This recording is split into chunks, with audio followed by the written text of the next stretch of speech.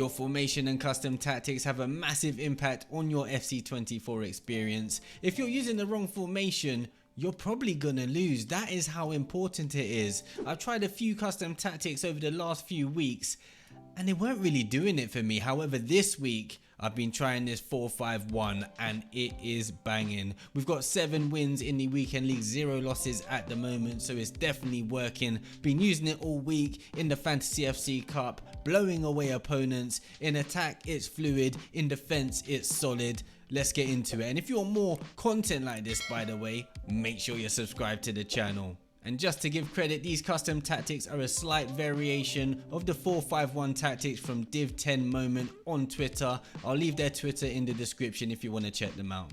Starting with the tactics, defensive style we've got balanced, width we've got 35, depth we've got 60. Now the depth is up to you. I'm an aggressive player. I like playing with a high line. I've got quick defenders so I can usually recover. I like to win the ball back as high up the field as possible and put the opponents under pressure. That's why I've got a relatively high depth. If you're not comfortable in doing that or don't have the players, for example if you have slow centre backs, you might want to drop that depth back to around 50 or 45. On offense we've got balanced, direct passing. Almost all tactics that I like use balanced and direct passing. Width we've got 10. Now that seems really narrow, but it doesn't feel it in game, don't you worry. Players in box we've got 7.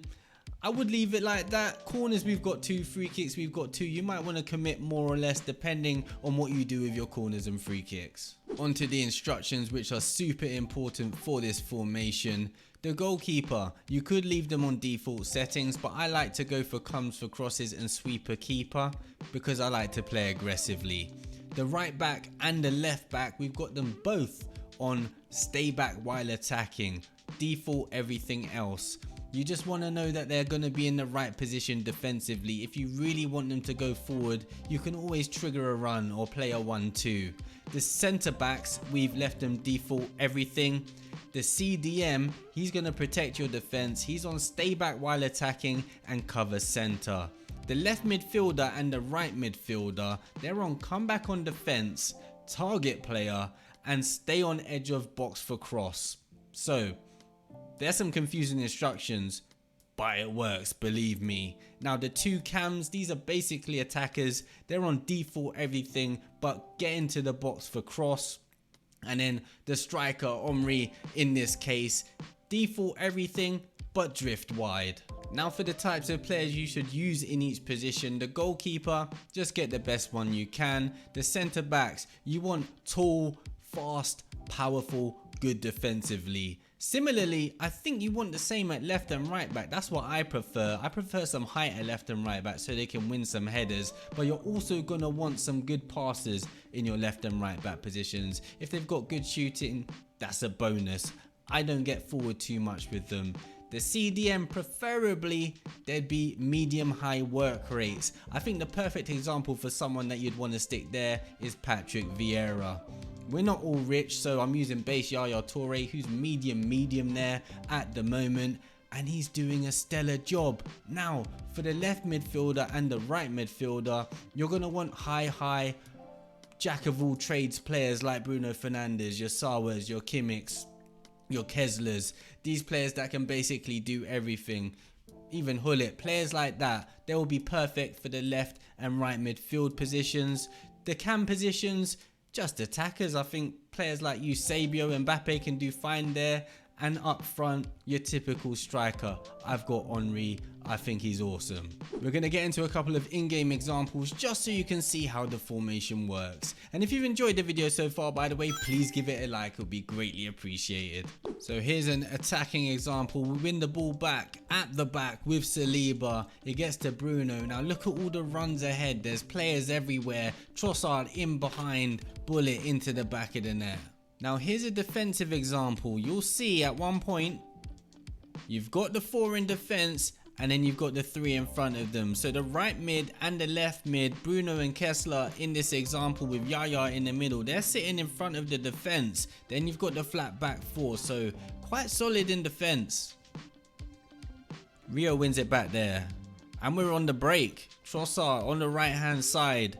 So this is how quick it can turn from defense to attack. Trossard's in the box already. Henry, what can we do? We've got players forward. Kessler, Pires. Now, finesse shot timed. Back of the net. Game over. Here's an example of how fluid the attack can be. Bruno comes in from the right hand side. Yaya forward to Henry. Little layoff to Pires. Now look at the runs from Henry and Trossard here. Henry onto Trossard. Gets a bit lucky with that rebound, not going to lie to you. But we get into the back of the net. And the opponent's paused. Hey, disconnected. And he's gone. I'm just leaving this goal in as a shout out to Kessler. She is a beast.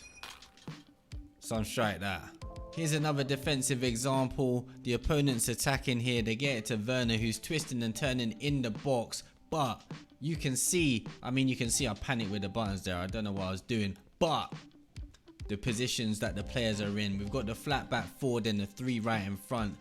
Usually we have the 4 and then the 4 in front. But I think this is as effective. And you can see the players, Trossard, Pires, Henry, all in their positions, all perfectly there, waiting for you to win the ball back and launch a counter attack.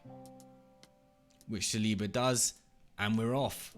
So watching the opponent try and start an attack here, you can see it's basically a 4-3-3 out of possession. And I think it works quite well because the 3 in front of the 4, it's really compact. Here's another example of turning defense into attack. Ferdinand wins the ball back. The Golden Raccoon lights up and look how quickly we are attacking them. Pires, lovely pass out to Trossard. Gets it to Henry in the middle and he's not going to miss from there. Soon after that, again turning defense into attack. Saliba intercepts the pass. Driven pass forward. Trossard, little layoff. Bruno into Yaya, ball over the top to Trossard. Look at the runs on the far side. Kessler, Pires busting a gut to get in the box, but Henry doesn't need him. Hey, disconnected. And he's gone. Make sure you give this formation at least a few games because one game you can't really tell. You need to get used to where the players are going to be and what kind of runs they're going to be making. As I mentioned, I've been trying formations over the past month or two and it just wasn't anything that was beating the 4-3-2-1 for me. Here, I'm really enjoying this one. It's really fun. It feels solid at the back. It's fluid going forwards. Players are flying forward with it. But if you want to be more meta and use the 4-3-2-1, I'm going to leave a video down there with my custom tactics and instructions that still work very well. It's been your boy Roomrix. Take care.